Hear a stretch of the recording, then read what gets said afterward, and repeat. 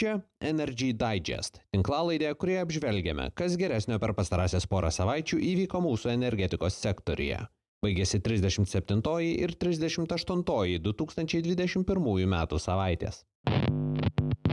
Lietuvos energetikos reguliuotojo VERT, Valstybinės energetikos reguliavimo tarybos pavadinimas skambėjo plačiau nei įprastai pastarąsias 2 savaitės. Ir kalbant apie ESO tarifus ir jų keitimą ir Baltijos šalims besiginčiant dėl rusiškos elektros importo. Be to, rekordinės dujų kainos, neatsirandant naujų tiekėjų, ima ėsti savo vartotojus, tiek Europoje, tiek ir Lietuvoje. Tiesa, ne viskas taip nyku. Lietuvos perdavimo sistemos operatorė Litgrid į savo tinklą įjungė pirmąją regione tokio tipo bateriją. Estijos ST Energija antrinė bendrovė Enefit Green tvirtai pareiškė žengsianti į Talino akcijų biržą, kur ieškos pinigų atsinaujinančios energetikos projektams finansuoti. Štai papunkčiui. Niekas negalės pirkti mūsų politinės valios. Jungti su europiniais elektros tinklais. Yra turėti kiek įmanoma žemesnį kainą. Их энергетическое кольцо. Это создает для нас проблемы. Pradėkime nuo šio bei to išmanau žašų. Prekybos elektra pokyčiai. 3 Baltijos šalių dėrybos dėl taisyklių, kuriomis vadovaujantis prekiaujama elektra su Baltarusija ir Rusija, vadinamosiomis trečiosiomis šalimis, pasiekė šiokią tokią atomazgą. Nepavykus rasti bendro sprendimo, Lietuvos reguliuotojas patvirtino, o perdavimo sistemos operatorius nuo rugsėjo 15 dienos pradėjo taikyti vienašališkai priimtas taisyklės. Reaguodami į tai, Latvijos ir Estijos elektros perdavimo sistemo operatoriai ėmėsi keisti anksčiau sutartas prekybos taisyklės, tai iš jų bus pašalinti ankstesni, dabar jau pertekliniai ribojimai. Lietuvos sprendimu be jau galiojusio prekybos draudimo buvo virtualiai sumažintas techninis Lietuvos ir Baltarusijos elektros linijų pralaidumas. Dėl to, kaip veikia Brel žiedas, šis sprendimas reiškia mažesnį galimą elektros importą iš Rusijos į Latviją. Dainius Kreivys, Lietuvos energetikos ministras, išreiškė viltį, kad klausimas šiuo sprendimu bus uždarytas ir bus galima imtis kitų regioninių energetikos klausimų. Tačiau Latvija pranešė, kad nemato techninių priežasčių, kodėl Lietuva turėtų imtis tokių ribojimų ir pranešė klausimą kelsianti Europos komisijoje bei Europos energetikos reguliuotojų asociacijoje, tai yra ACER. Lietuva yra įsitikinusi, kad visi jos priimti sprendimai yra teisėti ir vykdomi Brel sutarties rėmuose. Tiesa, kai metodika buvo paskelbta viešai konsultacijai, rinkos dalyviai išreiškė susirūpinimą dėl galimų trikdžių sąžiningai konkurencijai. Lietuviai teigia, kad mažiau importo bus naudinga vietos gamintojams ir kad tai nedidins elektros kainų. Pastaroji tezė neskamba įtikinamai. Tad kas dabar? Lietuvos sprendimas keičia didmeninės elektros prekybos dinamiką regione. Tiesa, kaip tiksliai pamatysime pasibaigus įvairiems tinklo elementų remontams. Estai taip pat nerimauja dėl galimo Rusijos atsako, kol 3 Baltijos šalys nėra pasiruošusios veikti ne Brel žiedę. Yra, kas šią Vilniaus poziciją laiko ultimatumu, kuris turėtų iššaukti reakciją iš kaimynių, tačiau man neatrodo, kad tolesniems dėryboms yra daug entuziazmo. Tęsinio lauksime, kai į Latvių nusiskundimus atsakys ES institucijos. Štai mano trigrašys prie viso šito. Visą tai, ką papasakau, ką tik atrodo žymi trišalės Baltijos šalių metodikos, tai yra dar vienos bendros regiono energetikos dimensijos pabaiga. Bent jau iki sinchronizacijos su kontinentinė Europa 2025 metų pabaigoje. Net jei dėrybos ir būtų atnaujintas, vargu bau ar šalims pavyktų dėl ko nors susitarti, bent jau to moko istorija. Visgi reikia pažymėti, kad stebėtojui būtent Vilniaus pozicija atrodo labai keista. Ją rišliai paaiškinti gana sunku, nes viešuose pasisakymuose vyrauja sąvokų chaosas. Lietuvoje galiojantis įstatymas draudžia 2 dalykus – pirkti baltarusišką elektrą ir leisti Astravo branduoliniai jėgainiai naudotis Lietuvos infrastruktūra. Tačiau vis dar negaliu tiksliai savo atsakyti, kuri įstatymo dalis šiuo sprendimu vykdoma. Kaip suprantu, oficialiajame Vilniuje tvyro įsitikinimas, kad Latvija mus apgaudinėja ir slapta perka baltarusišką elektrą. Todėl tai, kad elektros importas į Latviją sumažėjo, jau laikoma sėkme. Visgi įrodymų, kad Latvija už tą elektrą moka baltarusiams, kaip suprantu, nėra. Ko gero dar svarbiau yra tai, kad ministerija taip pat negali paaiškinti, kokį poveikį jos veiksmai turės Astravo atominės elektrinės projektui, prieš kurį turėtų būti nukreiptos šios priemonės. Dujų paklausos naikinimas. Rugsėjo Europoje taip ir neatsiradus daugiau dujų pasiūlos, pradeda gesti jų paklausa. Vasarą dujinės elektrinės ėmė užleisti vietą angliniams, dabar gamybą stabdyti ėmė trąšų gamintojai. Lietuvoje Achema sustabdė 3 gamybos cechus, tarp jų 1 iš 2 amoniako. Gamyklos vadovas įspėja, kad dujų kainoms laikantis tokiose aukštumose teks stabdyti ir daugiau agregatų. Pagrindinė gamyklos akcininkė taip pat pasisakė, šį kartą prašydama imtis greito ir atsakingo politinio sprendimo, siekiant suvaldyti dujų ir elektros kainas. Gamyklos vadovas, kaip įprasta, pasiskundė dujų infrastruktūros mokesčių taršos kainomis. Galima manyti, apie šią sunkią mokesčių naštą dar išgirsime. Žvelgiant į priekį, padėtį dujų rinkoje nuo spalio turėtų šiek tiek palengventi daugiau dujų iš Norvegijos. Equinor gavo leidimus ateinančiais dujų metais išgauti 1 milijardų kubinių metrų daugiau iš Osebergo ir dar 1 kubinių milijardų metrų iš Trolio gręžinių. Tuo metu iš Briuselio kaltinimo gavosi Gazprom, ginasi nemanipuliuojanti rinką ir teigia įgyvendinanti visas ilgalaikės dujų tiekimo sutartys. Kodėl visa tai svarbu? Lyda Lubienė, Achemos pagrindinė akcininkė, viešumoje reiškiasi išskirtinai tik tada, kai padėtis rinkoje yra nepalanki gamyklai. Achema savo finansinius duomenis skelbia šykščiai, tad išsiaiškinti, ar gaisras tikras, sudėtinga. Visgi, iki šiol palaipsniui iškovota, kad dujų infrastruktūros apmokestinimas būtų reikšmingai pakreiptas Achemos naudai. Gamyklos darbuotojai čia kiek primena įkaitus. Taip pat dėrybinė korta yra nesibaigiantis Achemos bylinėjimasis su valstybe dėl visko. Šį kartą tiesa, nelabai yra iš kur papildomą gelbėjimosi ratą traukti. Ir galiausiai Gazprom tikina, kad jai mesti kaltinimai tyčia netiekiant dujų vakarų Europai, siekiant spausti Vokietiją dėl Nord Stream 2 yra absurdas. Esą jį vykdo visas ilgalaikės sutartys ir padidins tiekimą, kai tik turės galimybę. Kremlius Vokietijos rinkimų išvakarėse patikino, kad bendrovė jau yra pasiruošusi pasirašinėti sutartys, bei taip spręsti savo pačių sukurtą problemą. Na, o dabar apie pirmąją bateriją regione.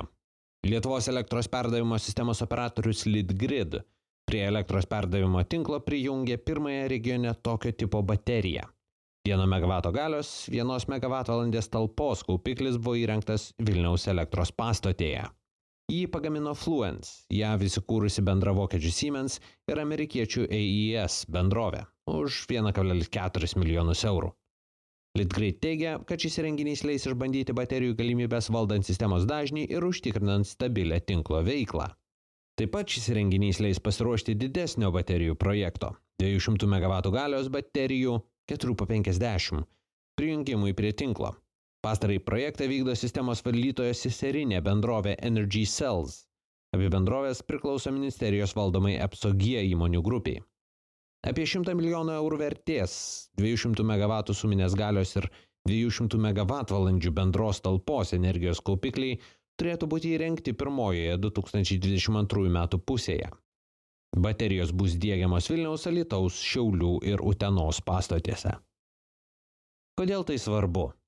Anksčiau šis 1 MW baterijos projektas turėjo padėti ne tik pasiruošti prijungti naujas baterijas, bet ir padėti parengti techninės specifikacijas, kurios turėtų būti nurodytos ieškant, kas įrengs didžiasias baterijas. Naujoji vyriausybė didžiųjų baterijų iš EPSO-G pareikalavo anksčiau, tad pirkimai buvo pradėti nesulaukus, tuomet jau pradėto vykdyti bandomojo projekto pabaigos. Apskritai elektros kaupikliams Lietuvos energijos sistemoje, sprendžiant iš projekto apimčių ir ministerijos retorikos, yra numatytas reikšmingas vaidmuo. 200 MW Lietuvos dydžio sistemai yra daug baterijų ir jų integravimui reikia pasiruošti. Iki sinchronizacijos su kontinentinė Europa numatyta, jos užtikrins pirminį sistemos rezervą. Po to įrenginiai ministerijos parengto konkurso būdu bus perleisti privačiam sektoriui. Enefit Green oficialiai paskelbė, kad vykdys pirminį viešą akcijų siūlymą – IPO, Talino Nasdaq akcijų biržoje. Kol kas prospektas ruošiamas Estijos finansų reguliuotojų, tad neskelbiama, kada tiksliai jis vyks, nei kokia bendrovės dalis galėtų būti listinguojama. Kol kas nurodoma, kad tai vyks pirmojoje 2022 metų pusėje. Anksčiau skelbta, kad listinguojama galėtų būti iki 49% bendrovės. Kol nėra paskelbtas prospektas, neaišku, kiek lėšų bus siekiama pritraukti, kokia bus akcijos kaina. Tačiau įmonė papasakojo turinti planų iki 2023 metų investuoti apie 600 milijonų eurų į 600 MW elektros gamybos įrenginių Baltijos šalyse, Lenkijoje ir Suomijoje. Paviemiui šiam pranešimui bendrovė paskelbė priėmusi galutinį sprendimą dėl 85 milijonų eurų investicijos į 75 MW galios vėjo jėgainių parką Lietuvoje, Telšių rajone. Parke bus pastatyta 14 turbinų, kurių kiekvienos galia sieks iki 5,5 MW. Jis bus didžiausias iš šiuo metu bendrovės valdomų ar statomų. Parkas elektrą turėtų pradėti gaminti 2022 metų pabaigoje. Kodėl tai svarbu? Enefit Green sprendimas kapitalo rinkoje ieškoti pinigų investicijoms į atsinaujinančią energetiką reiškia artimiausiu metu dar papilnėsiantį žaliųjų projektų portfelį regione. Reaguodamos į tai, reguliavimo institucijos, energetikos, aplinkosaugos, paveldosaugos turėtų stengtis jau dabar būti efektyviais projektų prižiūrėtojais, o ne aklais jų stabdžiais. Be to, investicijos Lietuvoje į vėjo parkus be valstybės paramos, kuo toliau, tuo labiau darosi įprasta praktika. Ir galiausiai Lietuvos energetikos reguliuotojas sukėlė labai nemenką šurmulį paskelbęs naują projektą taisyklių, pagal kurias skaičiuojamas Lietuvos elektros ir dujų skirstymo tinklo operatorės ESO pajamos. Reguliuotojas taip nori optimizuoti tinklą ir tikisi, kad nauja metodika leis bent jau nedidinti reguliuojamos elektros tarifo dalies. Reakcijos į šį siūlymą nebuvo švelnios. ESO yra svarbi Ignitis grupės, Vilniuje ir Londone listinguotos valstybės kapitalo įmonių grupės dalis. Reguliuotojo sprendimas galėtų nurėžti kai kuriais skaičiavimais apie 10% viso grupės veiklos rezultato. Atkreiptas dėmesys, kad naujas reguliavimas reikštų augančią bendrovės skolą, o numanomas taisyklių keitimas į praeitį, kuriam laikui atvėsintų visos šalies investicinį klimatą. Susirūpinta ir tuo, ar bendrovė sugebės išmokėti pažadėtus dividendus. Investuotojai Ignitis grupę suskubo išsiparduoti. Grupės akcijos kaina nusliogė 15% Vilniuje, Londone akcijos atitikmuo pigo apie 18%. Reguliuotojas vėliausiai sprendimą turi priimti iki spalio 15 dienos, bet žada tai padaryti iki spalio pradžios. Jo vadovas taip pat neatmetė galimybės, kad priimtas sprendimas gali skirtis nuo viešai konsultacijai pateikto projekto. Kodėl tai svarbu? Blogiausiu atveju, Lietuva rizikuoja užsitarnauti reputaciją kaip šalis turinti neprognozuojamą reguliuotoją. Tai apsunkintų kapitalo rinkos plėtrą su visomis neigiamomis to pasekmėmis. Geriausiu atveju drastiškų sprendimų bus išvengta ir eilė institucijų Lietuvoje toliau tęs savo itin brangius, gyvai vykstančius mokslus apie tai, kaip negalima elgtis su tarptautinėse rinkose listinguotomis bendrovėmis. Kita vertus, atrodo, kad tarptautiniai instituciniai ir smulkieji investuotojai nepalyginamai sustiprina barjerą tarp valstybės valdomo turto ir trumpalaikių oportunistiškų politikų užgaidų. Na ir kas toliau? Štai keli dalykai, į kuriuos galbūt turėsime atkreipti dėmesį netolimoje ateityje. Lietuvos ir Lenkijos elektros sistemų sinchroninio darbo bandymas turėtų vykti gruodį. Tokią datą paskelbė šalių energetikos ministrai po vyriausybių atstovų susitikimo rugsėjo 17. Tai yra kiek vėlesnė data, nei anksčiau minėtoji link lapkričio. Taip pat Astravo branduolinė jėgainė, bent jau Vilniuje manoma, komerciniai veiklai neįsijungs dar kelis mėnesius. Tiek laiko užtruks Liepos viduryje sugedusių komponentų keitimas ir jėgainės grąžinimas į rikiuotę. Šiam kartui tiek. Jei tinklalaidė jums pasirodė įdomi, prenumeruokite. Energy Digest rasite bet kurioje podcastų programėlėje. Papasakokite apie tinklalaidę draugams, bendradarbiams ir pažįstamiems. Galbūt jiems energetikos naujienos taip pat bus įdomios. Šis podcastas kuriamas to paties pavadinimo naujienlaiškio pagrindu. Jei mėgstate naujienas ir skaityti, o ne tik jų klausytis, laidos aprašyme rasite nuorodą, kurią sekdami galėsite užsiprenumeruoti naujienlaiškį. Ten pat rasite nuorodą į Patreon platformą, kurioje galite tapti tinklalaidės rėmėjais. Ačiū, kad klausėtės. Su jumis buvau aš, Naglis Navakas. Iki kitų kartų.